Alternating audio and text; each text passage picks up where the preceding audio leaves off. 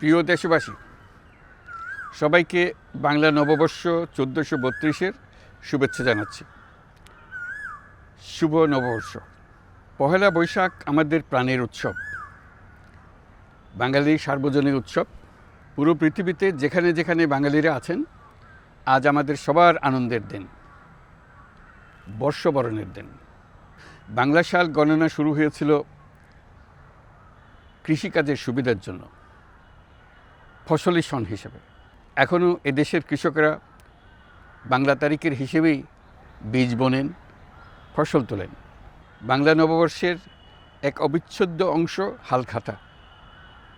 এখনকার আধুনিক সময়েও এখনও এই হালখাতার ঐতিহ্যকে ধরে রেখেছেন বাংলাদেশের হাটে বাজারে, শহরে বন্দরে।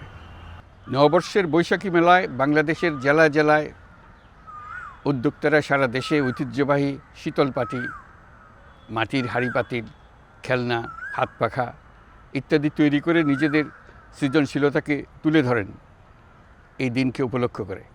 বাংলাদেশের সংস্কৃতি ও ঐতিহ্য রক্ষায় এবং একে এগিয়ে নিয়ে যেতে আমাদের সবাইকে সক্রিয় ভূমিকা রাখার জন্য অনুরোধ জানাচ্ছি। আমাদের এইসব ঐতিহ্য যেন আমাদের নিজেদের মধ্যে সীমাবদ্ধ না থাকে, আমাদের সংস্কৃতি যেন আমরা ছড়িয়ে দিতে পারি বিশ্বের দরবারে। বছরের এই দিনটিতেই আমরা সুযোগ পাই আমাদের সুদীর্ঘ ঐতিহ্যকে নতুনভাবে নতুন প্রজন্মের কাছে উৎসবমুখর পরিবেশে তুলে ধরতে এবং পৃথিবীর সামনেই তুলে ধরতে। পাহাড় ও সমতলের বিভিন্ন জাতিগোষ্ঠীও চৈত্র সংক্রান্তি ও নববর্ষে এবার বড় পরিসরে উৎসব উদযাপন করছে।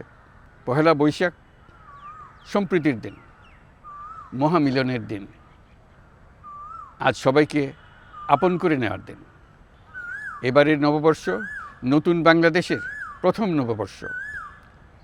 আসুন আমরা বিগত বছরগুলোর গ্লানি, দুঃখ, বেদনা, অসুন্দর ও অশুভকে ভুলে গিয়ে নতুন প্রত্যয়ে, নতুন উদ্যমে সামনের দিকে এগিয়ে চলি।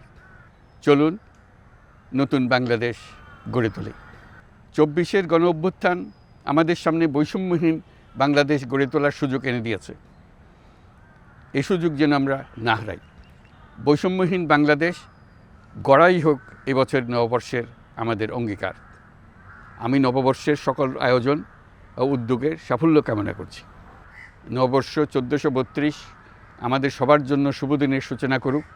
নববর্ষ আমাদের সকলের জন্য নতুন ও গভীর আনন্দের উন্মোচন করুক, এই কামনা করছি। সবাইকে আবারও আমার নববর্ষের শুভেচ্ছা ও সালাম জানাচ্ছি। আসসালামু আলাইকুম। মহান আল্লাহ আমাদের সহায় হন।